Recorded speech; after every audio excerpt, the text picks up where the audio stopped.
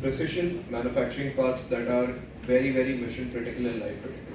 You would have seen in the video that we were trying to showcase that every part that goes in an engine is obviously, aircraft engine is obviously very critical. But the criticality also matters of what is the part that you're manufacturing. You could be manufacturing a seat of an aircraft. You could be manufacturing an armrest of an aircraft. But an aircraft can run with a tilted seat, but not with the part that's rotating in the engine at 30,000 feet. So we manufacture such parts which are highly critical, and that's why we say we are a manufacturer of life critical and mission critical parts. We have been in operations for 15 years. We have worked with global OEMs. Today we are operating in 3 sectors: aerospace and defense, energy, and oil and gas. In each of these sectors, our customers are the global OEMs. So globally, the companies that are leading these sectors are our customers. And we are working with them. On the energy side, we have an average relationship of over 10 years with our customers. So the entire energy industry, like Mr. Chodhar was telling you, is controlled 70% between GE, Mitsubishi and Siemens. And if you look at the global electricity demand, the electricity that is coming to our houses, to this hotel, or to the industries, is generated with fuels such as gas, nuclear, thermal, hydrogen. Today, Azad has the capability to manufacture parts for nuclear turbines, to manufacture parts for gas turbines, to manufacture parts for steam turbines and even hydrogen turbines. So whether you look at it from the capability in terms of the fuels that generate electricity, we are there, or whether you look at it from the customer's perspective, we are still there. So we have established ourselves very, very strongly in the global ecosystem, and we are on the verge where our wallet share is going to go up further. Over the last about 15 years, we have worked really, really hard. There's a lot of effort that's gone in to qualify these parts, and today as a business we have over 1400 qualified parts and about 45 qualified processes. Our business is 80% export.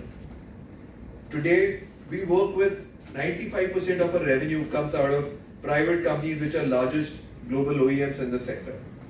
As a business, you would have seen some critical parts that were rotating and the airfoils. We have supplied over 3.09 million such parts over the last about 14-15 years. And these parts are today running in various geographies around the world, in various turbines around the world, very, very successfully. We are present in an industry that has zero error, because obviously any error in this industry can be life-threatening, can be a massacre in the air, or could be a power outage in a city. In terms of our market addressability, today you have a market of about $3.5 billion that we're targeting on the energy sector. We are working with the right set of customers, we are working with the right set of products, and the market is very, very large. On the aerospace side, it's a high growth industry. Today the addressable market is about $12 billion, rising to about $19 billion by about FY27.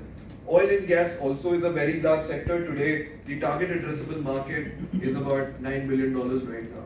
So we see that you would be able to see that with the right set of customers, with this highly entry barrier driven business, the business is positioned very, very beautifully. I have spoken about the business factors. Let me give you a sense of how we've done financially as well. Our company also has a very robust financial profile. We have grown our revenues. If you look at our revenue growth from FY21 to FY23, we have grown our top line from 122 crores to 251 crores.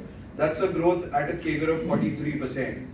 While most companies, while focusing on growth, they let go of their focus on profitability. But let me tell you, gentlemen, ladies and gentlemen, that we have ensured that our bottom line has also grown by 46% at the same period.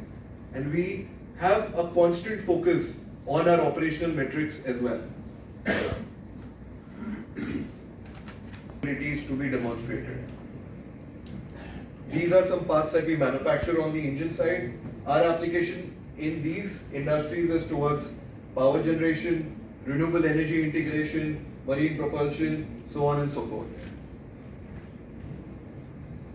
In terms of our key investment highlights, I would say that we are an organization that is having an experienced promoter and backed by a very, very senior management team.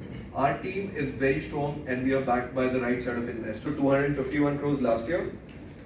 I would like to say that please look at our H1 performance. We've delivered 158 crores already this year.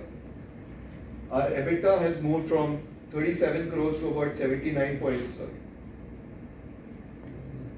EBITDA has moved from 37 crores to 79.5 crores last year. This year, H1 we've already delivered 53 crores, which is a 33%, 33.3% EBITDA.